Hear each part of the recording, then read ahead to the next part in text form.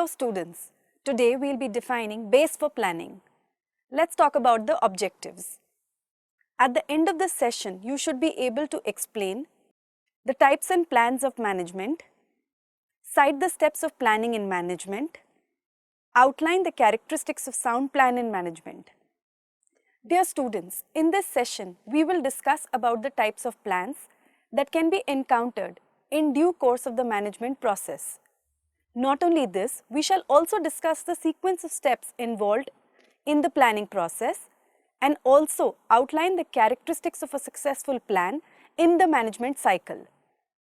Introduction. Considering a scenario where you are a landscape gardener on a new job, wouldn't you just rush in and dig anywhere and ordering supplies randomly? But what if you plan what you are going to do and organize resources and people required to do it? Wouldn't it help you sequentially complete your task? Therefore, proper planning needs to be done in order to effectively complete a task. This could also mean creating a timeline and a job list first. Some of your jobs would include discussing plans with the owner, applying to the council for permits, and researching and analyzing local soils, plants and conditions. Of course, you would also have to construct a workable budget. Hence, planning involves various steps to make it successful. Now let's begin with the types of plans. We know that a plan is determined course of action for achieving a specific objectives. Thus, plans can be classified as missions or purposes, objectives or goals, strategies, policies, procedures, rules, programs, and budgets. Now let's get to know each of these in details. The first one being missions or purposes. The mission or purpose identifies the basic purpose or function or tasks of an enterprise or agency or any part of it. Every kind of organized operation has, or at least should have, if it is to be meaningful, a mission or a purpose. In every social system, enterprises have a basic function or task assigned to them by society. Let me give you an example for this. The purpose of a business generally is production and distribution of goods and services. The purpose of a state highway department is the design, building, and operation of a system of state highways. Similarly, the purpose of the court is the interpretation of laws and theft application. The purpose of a university is teaching, research, and providing services to the community. Although we do not do so, some writers distinguish between mission and purpose. While a business, for example, may have a social purpose of producing and distributing goods and services, it can accomplish this by fulfilling a mission of producing certain lines of products. Similarly, the mission of an oil company like Exxon is to research for oil and to produce, refine and market petroleum and petroleum products from diesel fuel to chemicals. The mission of DuPont has been expressed as better things through chemistry. And Kimberly-Clark, noted for its Kleenex trademark, regards its business mission as the production and sale of paper and paper products. In the year 1960, the mission of the National Aeronautics Space Administration, which is also known as NASA, was to get a person to the moon before the Russians. It is also true that in some businesses and other enterprises, the purpose or mission often becomes fussy. For example, many conglomerates have regarded their mission as synergy, which is accomplished through the combination of variety of companies. Objectives or goals. Objectives are very basic to the organization and they are also defined as ends which the management seeks to achieve by its operation. They also serve as a guide for overall business planning. Objectives or goals are the ends toward which activity is aimed. They represent not only the end point of planning but also the end toward which organizing, staffing and leading and controlling are aimed. Now let's go on to strategies. For years, the military used the word strategies to mean grand plans made in light of what it was believed an adversary might do or might not do. While the term still usually has a competitive implication, managers increasingly use to reflect broad areas of an enterprise's operation.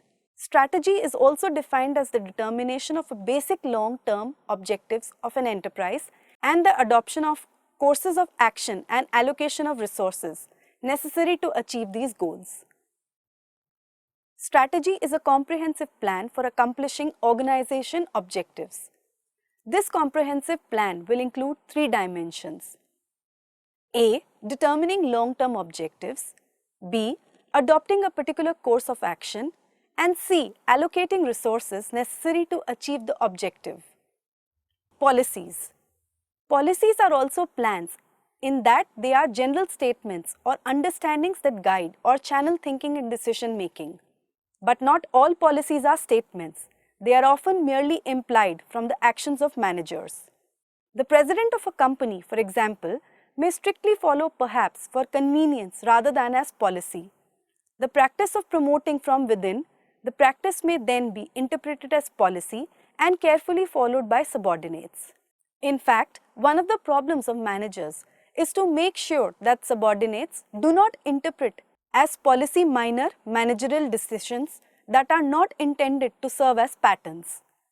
Policies define an area within which a decision is to be made and ensure that the decision will be consistent with and contribute to an objective. Policies also help decide issues before they become problems, make it unnecessary to analyze the same situation every time it comes up with, and unify other plans, thus permitting managers to delegate authority and still maintain control over what their subordinates do. There are many types of policies. Examples include policies of hiring only university-trained engineers, encouraging employee suggestions for improved cooperation, promoting from within, conforming strictly to a high standard of business ethics, setting competitive prices, and insisting on fixed rather than cost-plus pricing. Procedures.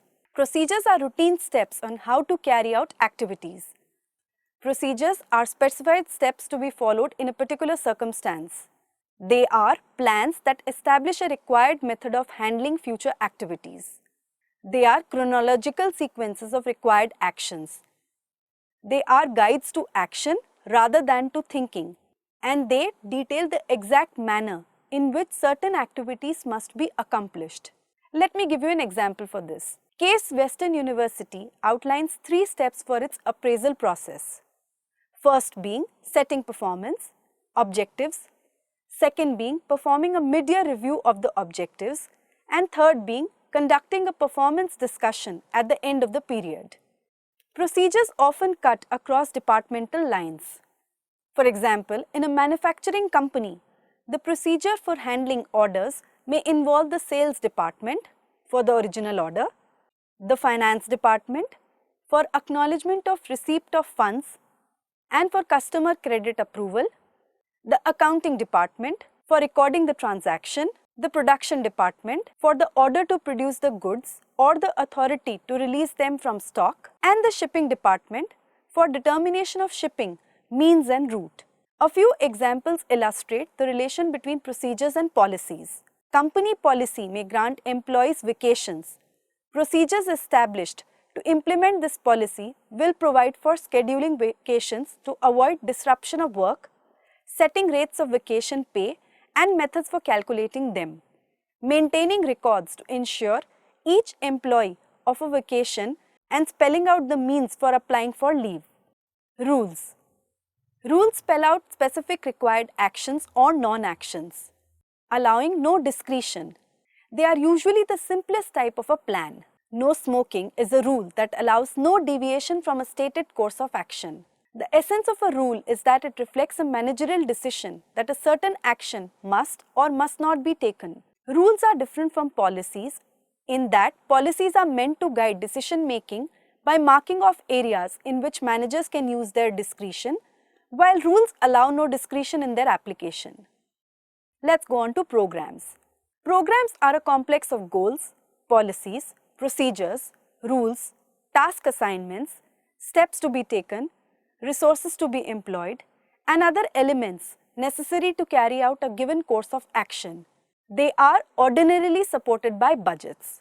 They may be as major as an agriculture program to acquire a rupees 400 million tractors, or a 5-year program to improve the status and quality of its thousands of supervisors.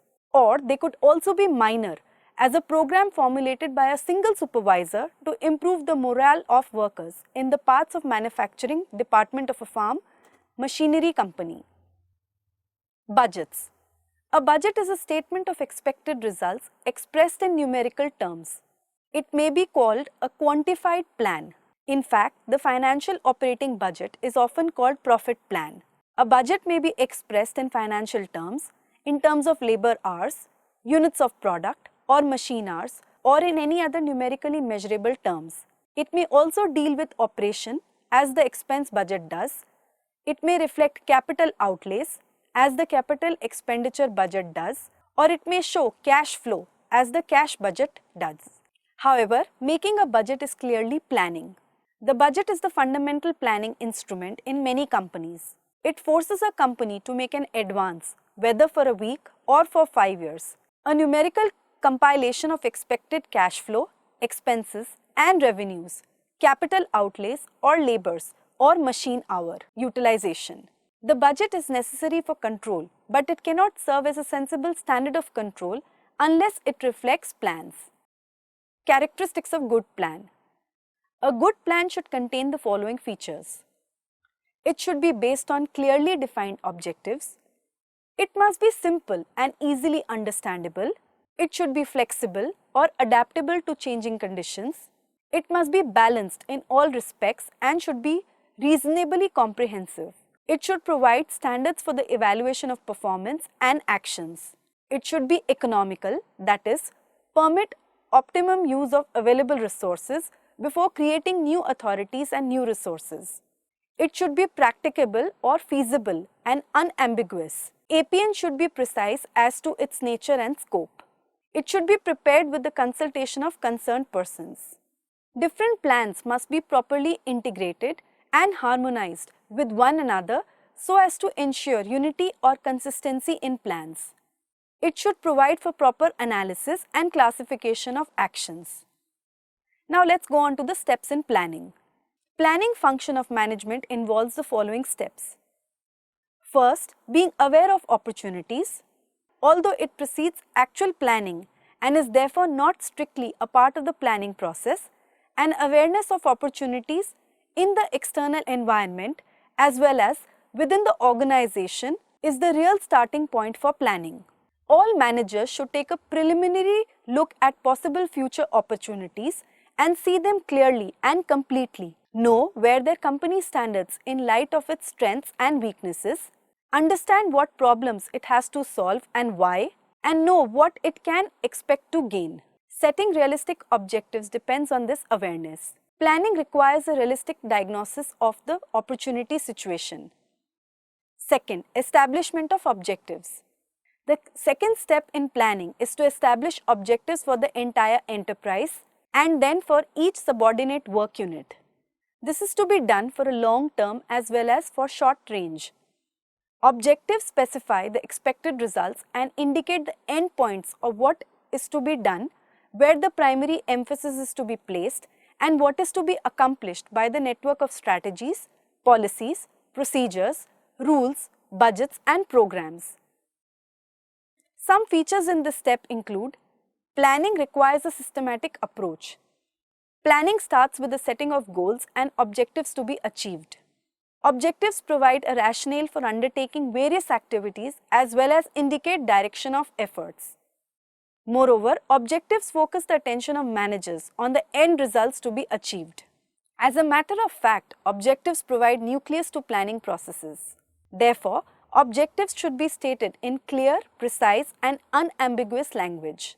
Otherwise, the activities undertaken are bound to be ineffective. As far as possible, objectives should be stated in quantitative terms. For example, number of men working, wages given, units produced, etc. But such an objective cannot be stated in quantitative terms like performance of quality, control manager, effectiveness of personnel and manager. Such goals should be specified in qualitative terms. Hence, objectives should be practical, acceptable, workable and achievable. Third, Establishment of planning premises. The next logical step in planning is to establish, circulate and obtain agreement to utilize critical planning premises such as forecasts, applicable basic policies and existing company plans. Premises are assumptions and about the environment in which the plan is to be carried out. It is important for all the managers involved in planning to agree on the premises. In fact, the major principle of planning premises is this: the more thoroughly individuals charged with planning understand and agree to utilize consistent planning premises, the more coordinated enterprise planning will be. Forecasting is important in premising. What kinds of markets will there be? What volume of sales? What prices? What products? What technical developments? What costs? What wage rates? What tax rates and policies? What new plants? What policies with respect to dividends? What political or social environment? How will expansion be financed? What are the long-term trends? Some prominent features of this step include: planning premises are the assumptions about the lively shape of events in future. They serve as a basis of planning. Establishment of planning premises is concerned with the determining where one tends to deviate from the actual plans and causes of such deviations. It is to find out what obstacles are there in the way of business during the course of operations. Establishment of planning premises is concerned to take such steps that avoid these obstacles to a great extent. Planning premises may be internal or external. Internal includes capital investment policy, management labor relations, philosophy of management, etc. Whereas external includes socio-economic, political and economic changes. Internal premises are controllable, whereas external are non-controllable. Determining course of action. The fourth step in planning is to search for and examine alternative courses of action, especially those not immediately apparent. There is seldom a plan for which reasonable alternatives do not exist, and quite often an alternative that is not obvious proves to be the best. The more common problem is not finding alternatives but reducing the number of alternatives so that the most promising may be analyzed. Even with mathematical techniques and the computer, there is a limit to the number of alternatives that can be thoroughly examined. The planner must usually make a preliminary examination to discover the most fruitful possibilities. Number 5. Evaluating alternative courses of action. After seeking out alternative courses and examining their strong and weak points, the next step is to evaluate the alternatives by weighing them in light of premises and goal.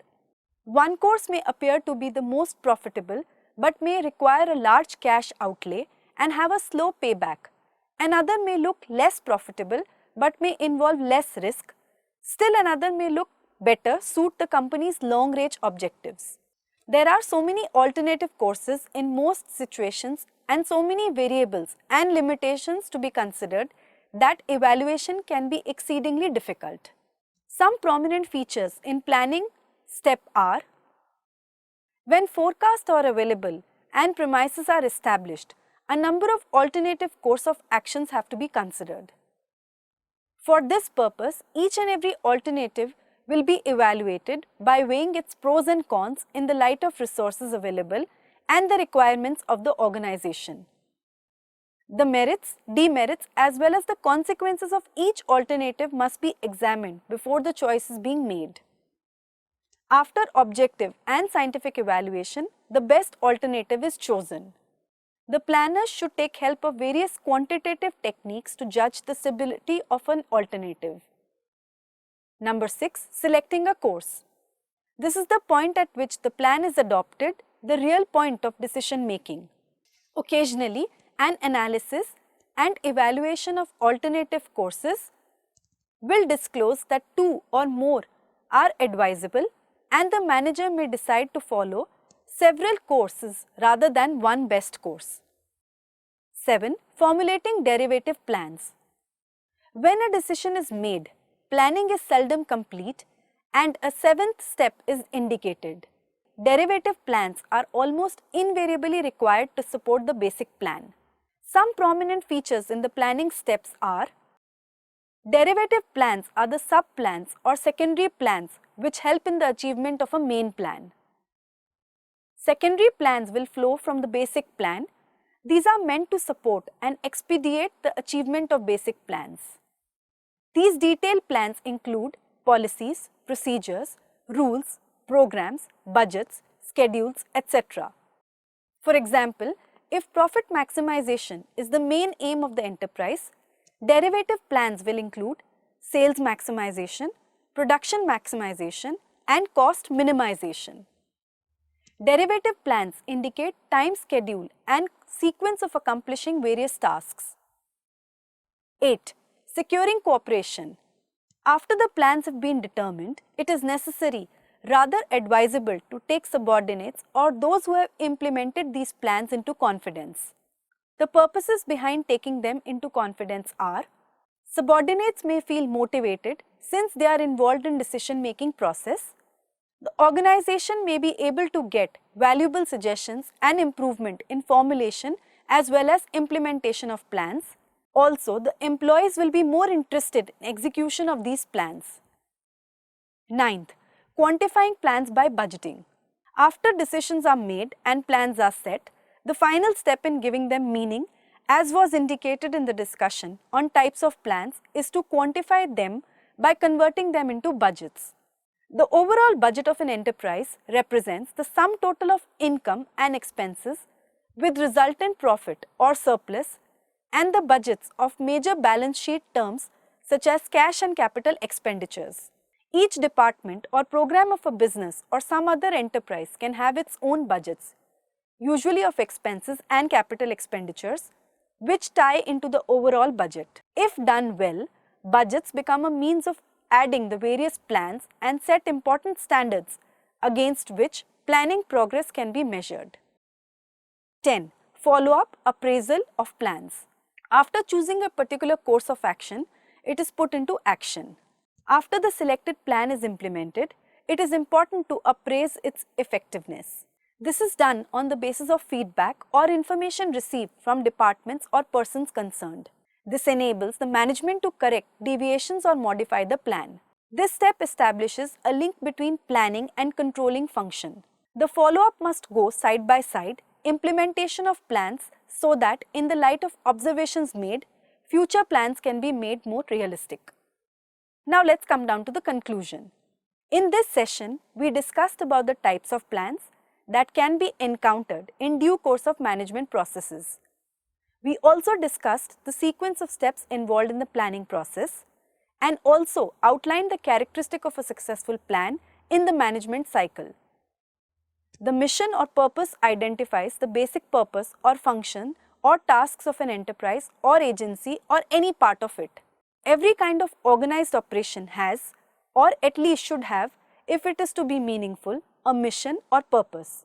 In every social system, enterprises have a basic function or task assigned to them by society. Objectives are very basic to the organization and they are defined as ends which the management seeks to achieve by its operations.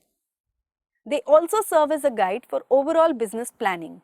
Objectives or goals are the ends toward which activity is aimed. By going through this session, we got to know that planning helps us in effectively and efficiently performing our tasks by organizing, staffing, leading and controlling them. Thank you.